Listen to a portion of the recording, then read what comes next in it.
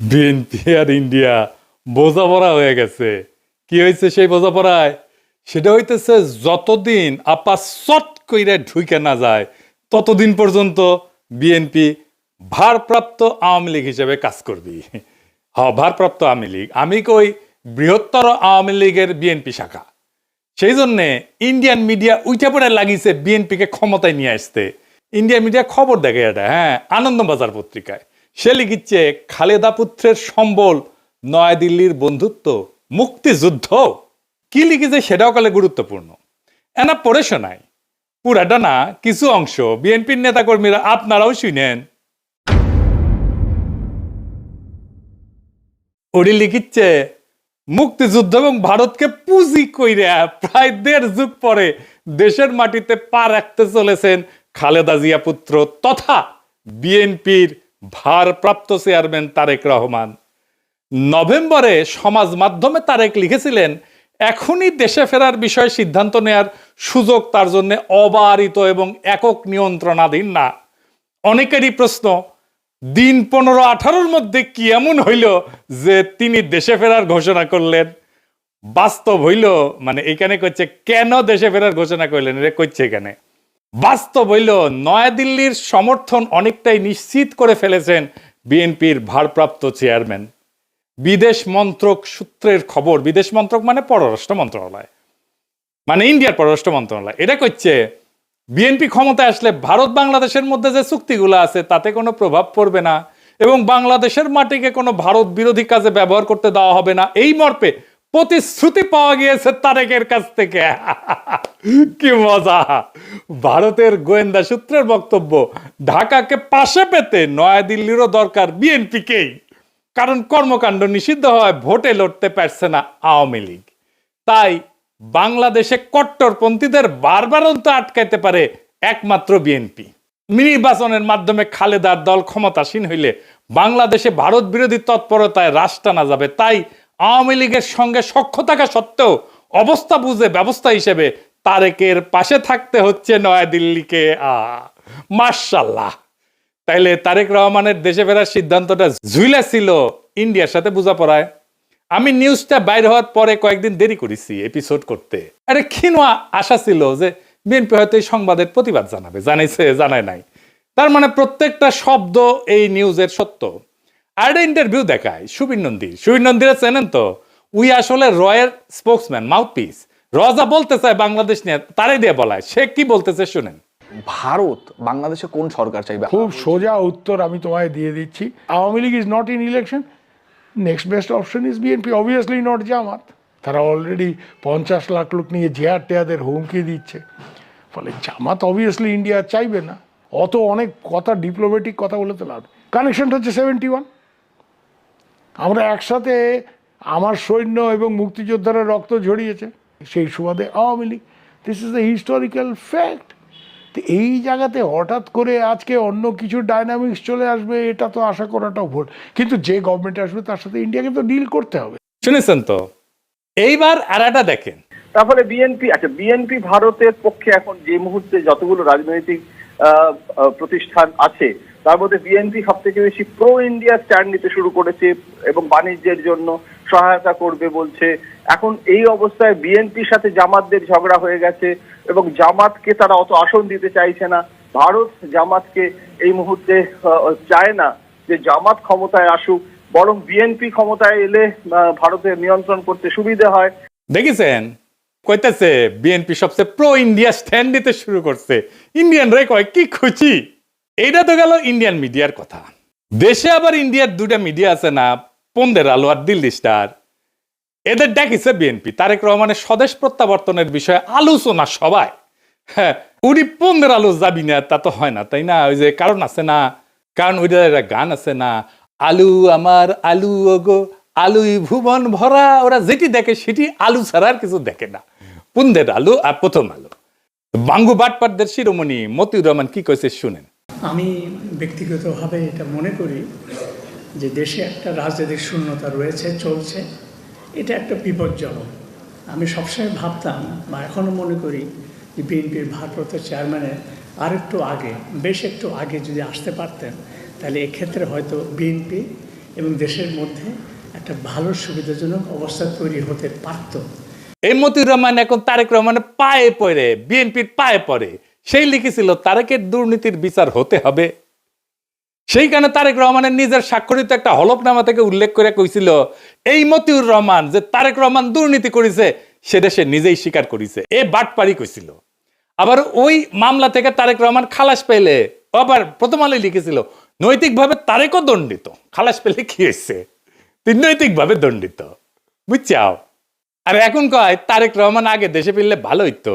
তো মতি ভাই, আপনি দুর্নীতির বিচার করবেন না? হ্যাঁ, তারেকের নাকি স্যাপ ফেলে স্যাটে নিছেন? ওই নিজেই তার আলপিনে প্রচ্ছদ প্রতিবেদন করেছিল তেলে ডুবে যাচ্ছেন তারেক রহমান।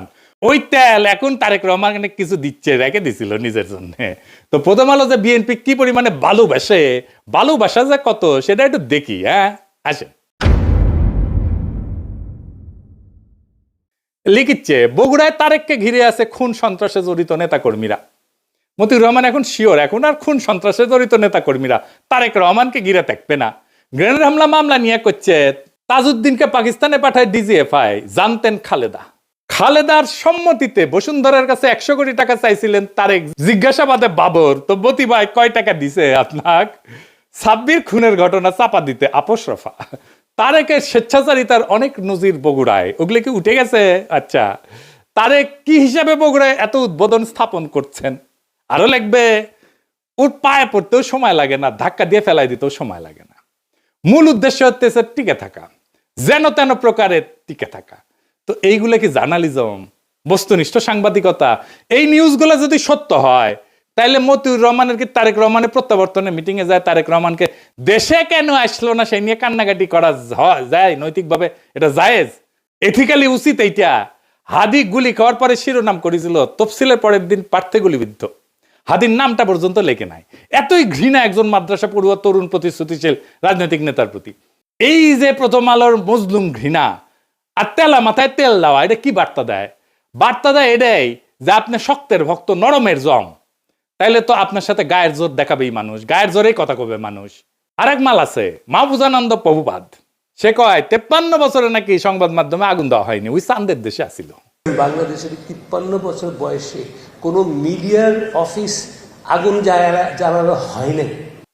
হ্যাঁ, 2013 সালের 12 ফেব্রুয়ারি দৈনিক নয়া দিগন্তের আরামবাগের কার্যালয় হামলা করে আগুন ধরায় দেওয়া হয়েছিল। তুই তো দমে দমে মিশা কথা কয়। ওই আগুনে পোড়ার পরে পত্রিকা বাইট করিছে, লিখিছে আনবাউড, মানে হইতেছে মাথা নত করে না। বাহ, প্রচুর সাহস। আসেন তার একটা ক্লিপ দেখি বেনজিরকে নিয়ে। বেনজিরের ভয়ে নাকি ওই কাঁপিচ্ছিল, শুনেন।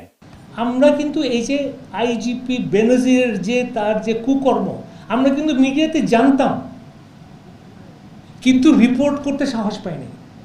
আপনি হয়তো কিছু করতেন না, সরকার হয়তো কিছু করতো না, বাট ওই ধরনের একটা পাওয়ারফুল আইজিপি সে তো একটা সাংবাদিকরা কি না করতে পারত। শুনিছেন কত বড় সাহস? মাইনে নিলাম যে ওই ভিতু, তো তাইলে কি ওই পত্রিকার স্লোগানে journalism without fear or favour লেখার নৈতিক অধিকার আছে? মানে মাহফুজা নাম, আপনার লজ্জা নাই? আপনি তরুণদের কি শিখাইতেছেন? আপনার লজ্জা লাগে না এত ভণ্ডামি করতে? ভণ্ডামির তো মাত্রা আছে। আবার ক্রিটিক্যাল জার্নালিজম করার কথা কয়। ক্রিটিক্যাল জার্নালিজম বুঝে ডিজিএফ এর সাথে আন্ডারস্ট্যান্ডিং করে জার্নালিজম করেছে। এই যে তাসলিম খলিলি কয়ে দিছে ডিজিএফ এর দেওয়া নিউজ ভেরিফাই না করে ছাপাইছে, আবার পরে স্বীকারও করেছে এটা তো ভুল ছিল। তুমি যদি আমাকে জিজ্ঞেস করো আমার সাংবাদিক জীবনে, এডিটরের জীবনে ওটা হচ্ছে একটা বিরাট ভুল। আমি ভুল করেছি। ওই সময় ডিজিএফআই এর দেওয়া নিউজ আমার ছাপানো উচিত হয়নি। ইট ওয়াজ এ ব্যাড এডিটোরিয়াল জাজমেন্ট। আমি ভুল করেছি।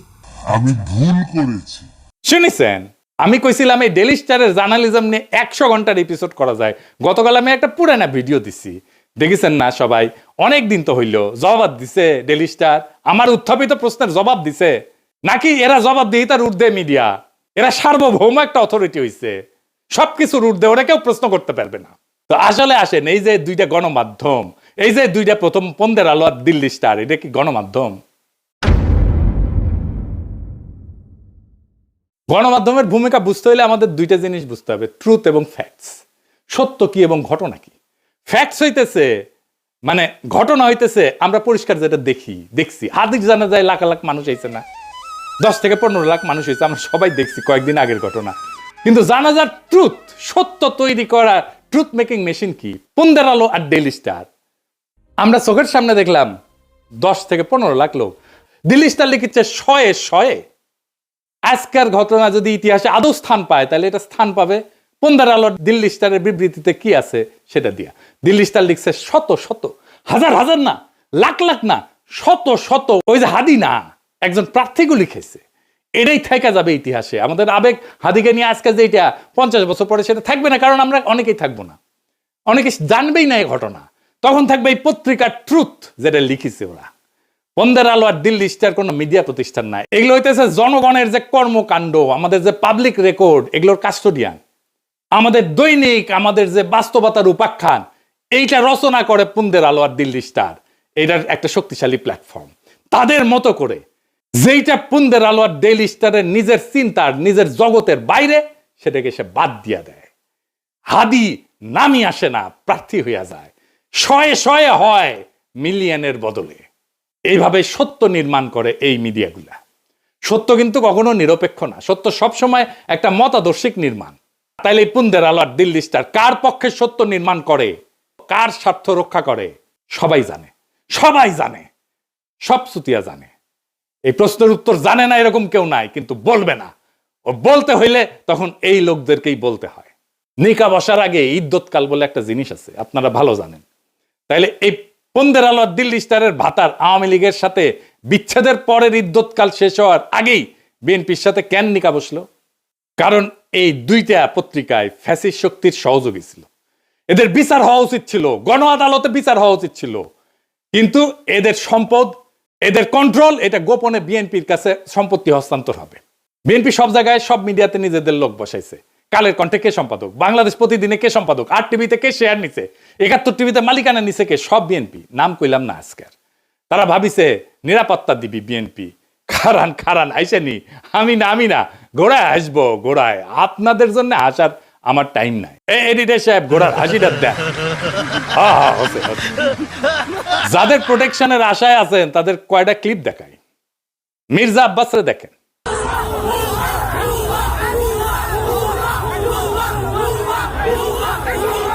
দেখেছেন ভুয়া স্লোগান তারে দেখা। এবার দেখেন হাদির জানাজায় সালাউদ্দিন সাহেব গেছে, তারে কি বলে পাবলিকে।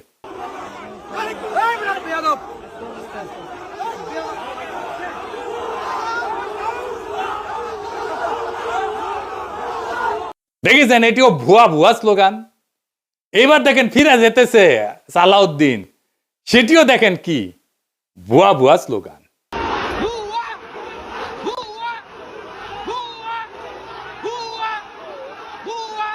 মির্জা ফখরুল চালাক মানুষ, জানাজার আগে কইছে আমি অসুস্থ, আমি যাবো না। সত্যি অসুস্থ কিনা আল্লাহ জানেন। বিএনপি শীর্ষ নেতাদের প্রতি জনগণের অনাস্থা আর অশ্রদ্ধা কোন জায়গায় গেছে দেখেন। এরা ইলেকশনে জিতবে কি মনে হয় আপনাদের? এই অন্তর্বর্তীকালীন সরকার গণমাধ্যমগুলোর ফ্যাসিস্ট ভূমিকা এবং তাদের নেতৃত্ব প্রদানকারী চরিত্রগুলোকে বিচারের আওতায় আনতে ব্যর্থ হয়েছে। শুধু ব্যর্থ হয় নাই, তাদেরকে আশ্রয় দিছে, প্রোটেকশন দিছে, তাদেরকে এম্পাওয়ার করছে। প্রফেসর ইউনূস দেখে এদের সাথে বসে কথা বলে, সাক্ষাৎকার দেয়। এই কারণেই জনতা শাস্তি দেওয়ার কাজটা নিজেদের হাতে তুলে নিতে বাধ্য হয়েছে। হাদির জানাজা প্রমাণ করছে জুলাইয়ের আগুন নেভে নাই, বিপ্লবী ছাত্র জনতা ঘরে ফিরে যায় নাই। জুলাই বিপ্লবকে এই জন্য হয়েছিল যে এক ফ্যাসিস্ট শাসকের জায়গায় আর একটা ভারপ্রাপ্ত ফ্যাসিজম বসবে। আওয়ামী লীগের জায়গায় ভারপ্রাপ্ত আওয়ামী লীগ হয়ে বসবে বিএনপি, যার গ্যারান্টার হবে নয়াদিল্লি। সেই জন্য তো হয় নাই। কিন্তু বিএনপি কি করলো? তারা বিপ্লবের আগুনকে নেগোসিয়েশনের কয়লায় ফেলে দিল, ক্ষমতার কয়লায় ফেলে দিল। তারা ছাত্র জনতার রক্তকে জিও পলিটিক্যাল কারেন্সি বানাল। এইটাতে বিএনপি শেষ হয়ে যাবে। এই দেশের মানুষ একটা জিনিস সহ্য করতে পারে না, সেটা হইতেছে বেইমানি। বিএনপি জনতার সাথে, শহীদের রক্তের সাথে বেইমানি করছে, বিপ্লবের সাথে বেইমানি করছে। আওয়ামী লীগ ক্ষমতায় ছিল ইন্ডিয়ার জোরে, এখন বিএনপি ক্ষমতায় আসতে চায় ইন্ডিয়ার সাথে বোঝাপড়ায়। দুইটারই একই রোগ, শুধু উপসর্গ বদলাইছে। আর মানুষ সেটা বুঝে গেছে। হাদির জানাজায় প্রমাণ করছে জুলাইয়ের আগুন নেবে নাই, ছাত্র জনতা ঘরে ফিরে যায় নাই। ওরা কাউকে ম্যান্ডেট দেয় নাই, না ভারতকে, না বিএনপিকে, না মিডিয়ার সত্য বানানোর মেশিনকে। এই কারণেই কইতেছি বিএনপির পরাজয় আসবে ভোটের দিন না, পরাজয় শুরু হয়ে গেছে নৈতিক জায়গা থেকে।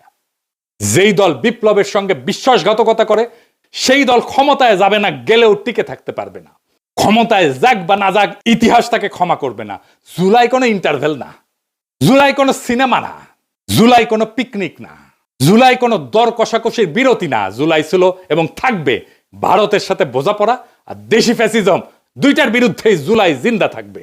এই সত্য যতদিন থাকবে ততদিন বিএনপির এই বোঝাপড়াই তাদের সবচেয়ে বড় রাজনৈতিক আত্মঘাতী সিদ্ধান্ত হয়ে থাকবে। পরাজয় শুরু হয়েছে, ওই বিশ্বাসঘাতকতার দিন থেকে পরাজয় শুরু হয়েছে। জুলাই শেষ হয় নাই, জুলাই বিশ্বাসঘাতক কাউকে ক্ষমা করবে না। ইনকিলাব জিন্দাবাদ।